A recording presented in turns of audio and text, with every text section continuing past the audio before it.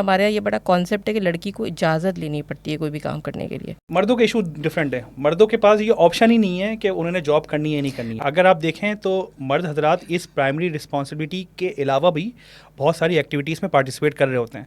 यानी कि political contribution उनकी होती है, सोशल कंट्रीब्यूशन उनकी होती है, रिलीजियस कंट्रीब्यूशन उनकी होती है। फैमिली कंट्रीब्यूशन कितनी होती है? मुस्लिम सोसाइटी ने अपने लिए ये डिसाइड कर लिया कि प्राइमरी रिस्पॉन्सिबिलिटी मर्द की है प्रोवाइड करने की, और ख़वातीन की primary responsibility as a being a home maker है। क्योंकि द मोमेंट आपने ये कहा कि प्राइमरी रिस्पॉन्सिबिलिटी औरत की होम मेकर नहीं है, द मोमेंट आपने ये क्लेम किया, तो फिर मर्द बोलेगा कि जी प्राइमरी रिस्पॉन्सिबिलिटी मर्द की भी प्रोवाइड करने की नहीं है। एक और क्वेश्चन मार्क ये भी है कि क्या मर्द अपनी प्राइमरी रिस्पॉन्सिबिलिटी फुलफिल कर रहा है पूरी तरह से? कोई पर्सनल रिस्पॉन्सिबिलिटी ख़वातीन खुद भी तो लेना। आज के दौर में बहुत सारी ऐसी अपॉर्चुनिटीज़ हैं जो ख़वातीन कर सकती हैं, सेल्फ एम्प्लॉयड हो सकती हैं, यानी कि जो बहुत सारी ऑनलाइन अपॉर्चुनिटीज़ हैं, ऑनलाइन इकनॉमिक एक्टिविटीज़ हैं, वो इतनी अवेलेबल हैं। लेकिन अगर ख़वातीन मॉर्निंग शोज़ देखेंगी या ख़वातीन जो है वो कौन सा ड्रामा चल रहा है आजकल, सुनो तुम सुनो मैं देखेंगी, कभी मैं कभी तुम कभी तुम, there are women who are not interested in working and they are not interested in studying.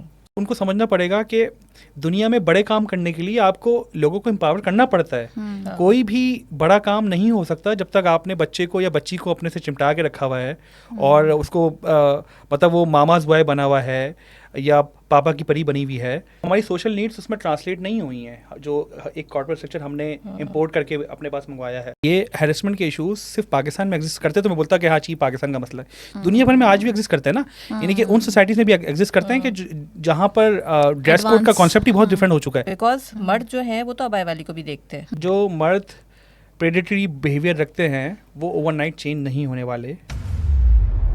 एक क्या चीज़ उनको लोगों को डेटरेंस देती है कि रूल ऑफ लॉ, ये तो इट गोज़ विदाउट सेइंग कि रूल ऑफ लॉ होगा।